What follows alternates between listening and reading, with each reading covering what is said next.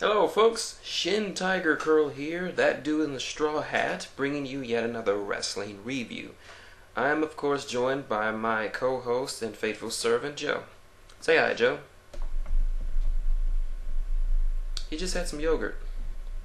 Well, it's Monday night, so you know what that means. It's time for Raw.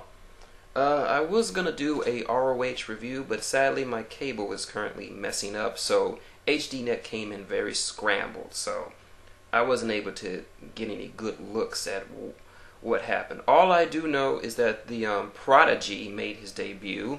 I couldn't really say how he did in the ring because channel fucked up. And the new #1 contenders for the tag team titles were named. It was Rhett Titus and Kenny King, the All Night Express. So that should be a good one. All right, now let's move on to Raw. We start Raw off with our resident comedy tag team of Kozlov and Santino, who are having a tag title match against who?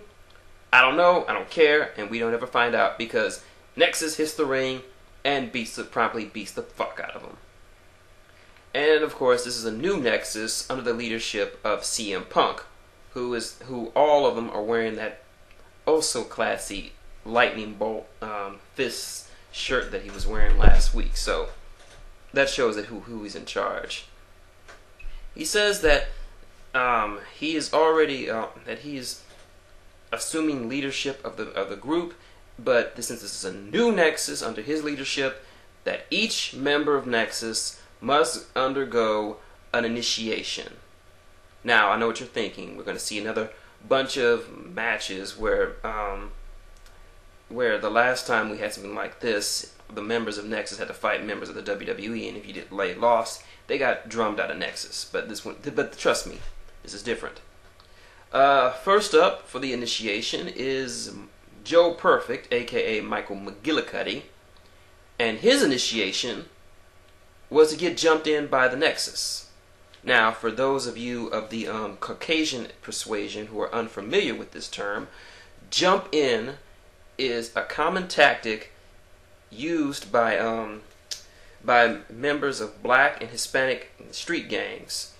It is a tactic in which a prospective gang member must get jumped in, which means they have to sustain a beating at the hands of fellow gang members for an indeterminate amount of time, for a predetermined amount of time. Not sure exactly what that is. It depends on the person giving it. So for Michael McGillicuddy, it meant taking all the signature moves of everyone in Nexus. At first, Husky was like a little wary since he and Joe are something like best friends. But then David Otunga starts the ball with that spine buster thing that he does. I don't know what the hell he calls it. Heath Slater does that weird little downward spiral, whatever the hell he does, and Husky reluctantly does that running senton that he does. All culminating with Gabriel hitting the 450 off the top rope and crushing him completely. Followed by them lifting Joe onto CM Punk's shoulders and him doing the go to sleep. Overall, I'd say this was a pretty great segment. It established that Punk was the leader, and he was in his heelish best.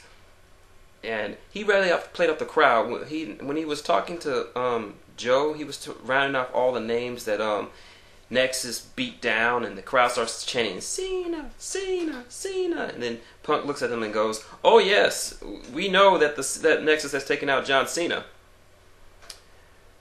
Oh, overall it was a good one. Also, I'm running off this by memory since my notes got kind of messed up. So, if I miss anything, please let me know, or I'll try to remember it as best I can.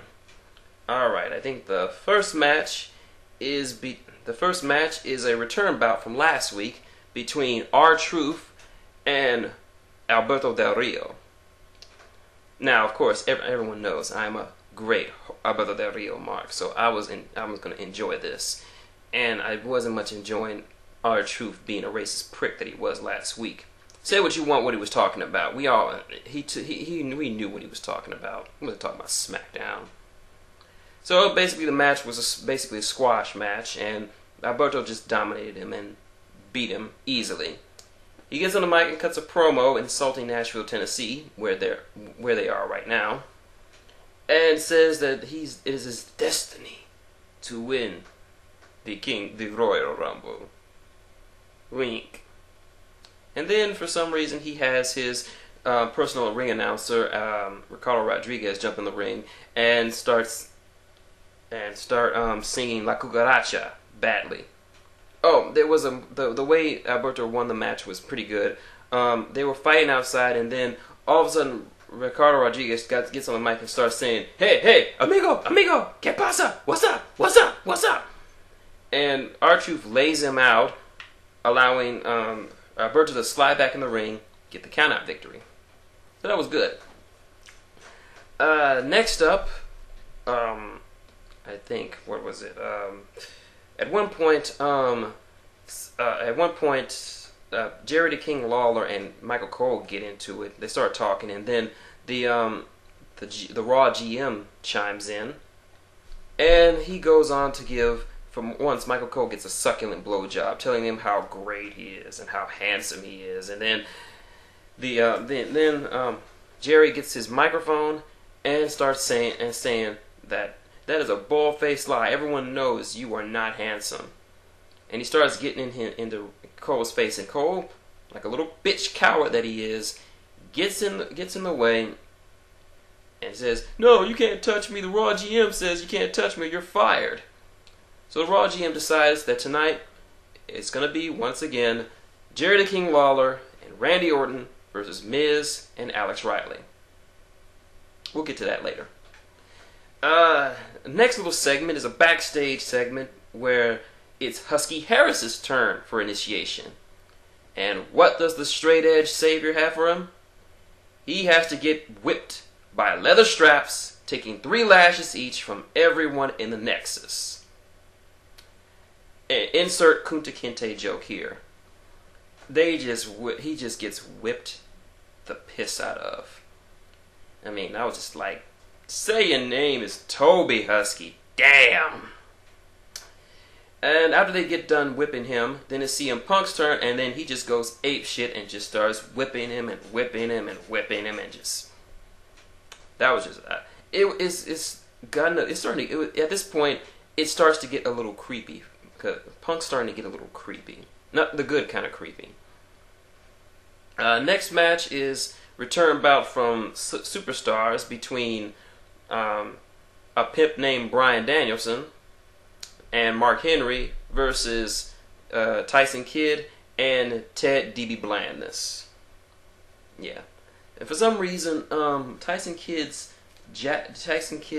big ass drink of water bodyguard isn't there. I guess getting buried by Mark Henry really killed his bodyguarding career. I mean, if you can't stand up to Mark Henry, what the fuck is wrong with you? It's a forgettable match, and it ends with the World's Strongest Slam and Bryan and Mark Henry win. It's not a good tag team match. If they're trying to build up to a Danielson Kidd feud, this wasn't the way to do it.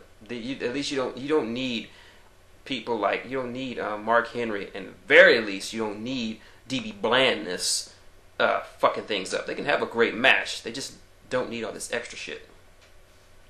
Okay, what else? I'm trying to remember. Let's see. The Big Show comes out, and he comes out, of course, pruning to the crowd, saying how he's gonna be in the Royal Rumble and he's gonna be serious, and he's putting everyone on notice that he's gonna win and go to WrestleMania. Then the Nexus music hits. Punk, along with the 3 remaining members of Nexus who haven't been initiated yet, stand at the top of the ramp, and Punk looks over at Otunga. Otunga's like, damn. So Punk walks to the ring like a kid who doesn't want to go to the principal's office, and he just slaps Big Show at the back of the head. But instead of running, he just says, "Make it quick." And Big Show delivers one of the most hellacious beatings I doubt David Otunga has ever received. I mean, he just beats him from pillar to post for chokeslamming him and knocking him out, leaving him laid out in the ring. So, I guess David Otunga's in Nexus now. The new Nexus now, anyway. Let's see. Oh, and all night they were promoting the first inductee of the Hall of Fame 2011 class of the Hall of Fame this year. And Jerry the King Lawler introduces him, and to no one's surprise, if you are a member of the IWC, it's HBK Shawn Michaels. Now, but a lot of people were saying that it would be better if Sting or Randy Savage were the first members of the class. You know, the first members who are announced are often the headliner, who the one everybody wants to see in the Hall of Fame most of all. But as I've said before, as I've said on the forums that I frequent, the problem with Randy Savage and Sting is, well, Savage, when he left the company, he left kind of on bad terms. If you understand the history, it's not a good history between Randy Savage and Vince McMahon. So it's kind of iffy on whether or not he might be in it this year. I'm not sure. No one's saying for anything, because if he could be in it, he could be as a second underneath Shawn Michaels. So there's that. But a lot of people say he might not be inducted into the Hall of Fame, but they were saying the same thing about Bret Hart. And look at him now. So never say never in professional wrestling. As for Sting, well, Sting doesn't have a history with WWE, as far as I know. As far as I know, which is a lot about professional wrestling, Sting has had very little to nothing to do with the WWE in any shape or form. He has never been on there. He has never had any dark matches for them, anything at all. He's always been a straight WCW guy. So I'm not even sure how that's going to work out for getting Sting to be in the Hall of Fame this year. And I'm even hearing talk that Goldberg might be in it this year, but I doubt that. Not after that horrible last match he had with Brock Lesnar at WrestleMania. So I'm not saying. We'll just keep out. The most likely candidate, if any, is Randy Savage, and that's a big if. But I have to say, Shawn Michaels deserves to be in the Hall of Fame. He has had a distinguished career as a member of one of the greatest tag teams ever in the Rockers. He had an absolutely amazing singles career. He is a Triple Crown champion, a Grand Slam champion winner. He's been European champion, Intercontinental champion, and of course world champion many occasions. He is Mr. WrestleMania. He's the best. He's been called by Jerry the King Lawler and JR as the best in-ring performer in wrestling history, and I would tend to agree. I mean, they don't call him Mr. WrestleMania for nothing. Let's not forget those matches he had at WrestleMania with The Undertaker. Those are legendary right now. So, and we get a better surprise as Shawn Michaels comes to the ring, and he looks great. He still has that energy and that fire, and he still has that kind of funny way he does his face, just all cartoony sort of way, and the fans just go nuts for him. They gave him one of the biggest pops I've heard in months, and it was just good for me because seeing as how he's from Texas, San Antonio. I got family in San Antonio, so it's great to see another Texan get in there. Before he even says anything, Alberto Del Rio comes out, and he says, "You were the showstopper. Everyone used to cheer for you. Now they cheer for me. I am the future." And when I win I will be the new icon and showstopper. I will be the new Senior WrestleMania. Wink. And so, just as he gives him the wink, Shawn shows he still's got it by super kicking the crap out of him. Now, normally I don't like Alberto Del Rio getting beaten up in any shape or form, since I'm a mark for the guy, but it's fucking Shawn Michaels. Who's not gonna mark out for him? So I'm looking forward to this class. Let's just see who else is in it, and we'll get to that when they report it. Let's see. They have a backstage segment with Riley and The Miz, and The Miz is serious about beating the crap out of both Jerry the King Lawler and Randy Orton, who he feels both been stealing the spotlight from. We go to the ring. Michael Cole prepares to introduce John Cena, who promised to talk about him being injured at the hands of Nexus, when CM Punk again steals the show by appearing on top of the fucking Titantron. You sure you want to be up there, Punk? Didn't do so good for Draws and Animal. If you don't know who, guys, if you don't know who I'm talking about, look it up. So he says he's ready to make the ultimate sacrifice. He's going to jump off the Titantron. And the fans want to see this. Kind of sadistic, aren't you? The Nashville fans are kind of sadistic. So he prepares to jump off when he just says, "You dumb fucks, you really think I'm going to jump off this thing? Look, I'm wearing a fucking harness. I got two guys acting as my spotters. You guys are morons. I'm not stupid enough to jump off this thing. Who do I look like, Jeff Hardy?" Well, you didn't say Jeff Hardy, but you were kind of alluding to Jeff, since he pretty much made a career jumping off high shit. So the rest of Nexus, before I forget, before this, Slater and Gabriel's initiation was to beat each other up with kendo sticks. Seeing as these two were tag team partners, they were reluctant, like, "I can't do it, Wendy. I can't. Just pretend like we were always like we're playing Star Wars, and these are our lightsabers, but instead of just play sticks, they're very painful pieces of bamboo that really hurt."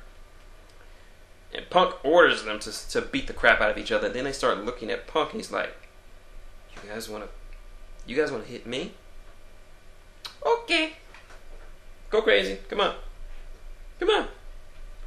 And Gabriel and Slater put the sticks down and just walk away. So they're not in Nexus. Not looking good for the group. They keep shrinking every time I see them. So anyway, the only one, Harris, McGillicuddy, and Otunga limp their way to the ring, and Punk walks to the ring and continues to berate the crowd for actually believing that he would actually jump off a fucking Titantron. And then Cena gets on the Titantron, and he cuts the usual John Cena promo. You know, well, you can just kind of predict what he's gonna say. "I'm gonna beat your ass, blah blah blah. I'm Cena, blah blah blah. C Nation, hustle, loyalty, respect, blah blah blah." Yeah, the usual shtick.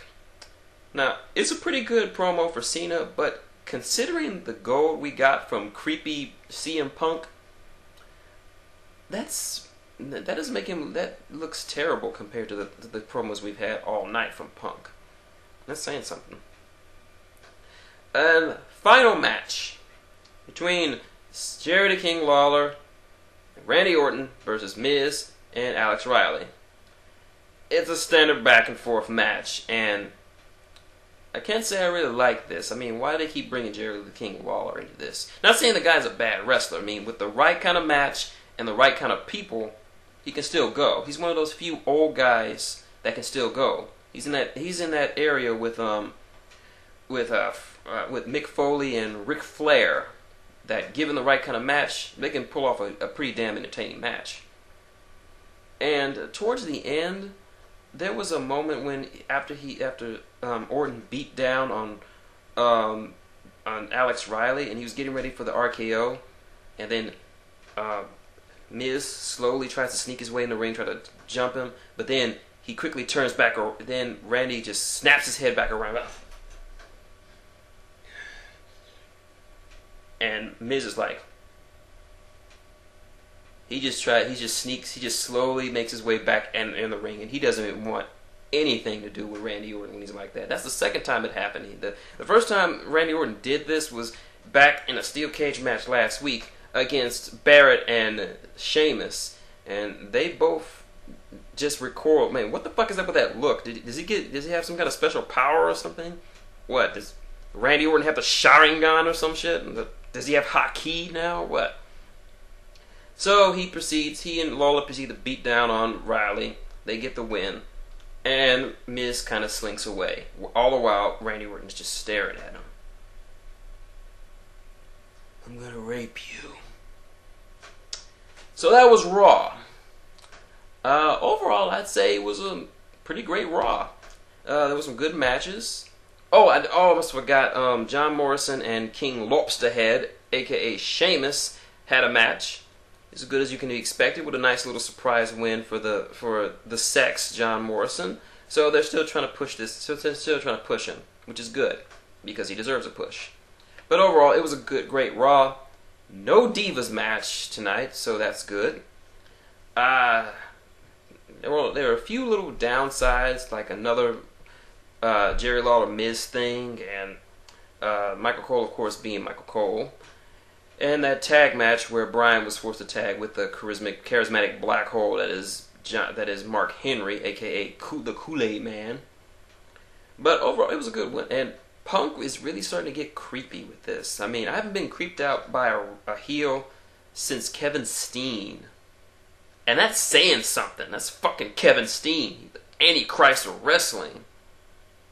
So, that was Raw. I recommend you watch it if you're a Punk fan, or if you just love good heel promos. Just watch it. It's a good one. Did you enjoy it, Joe? He's a member of Nexus.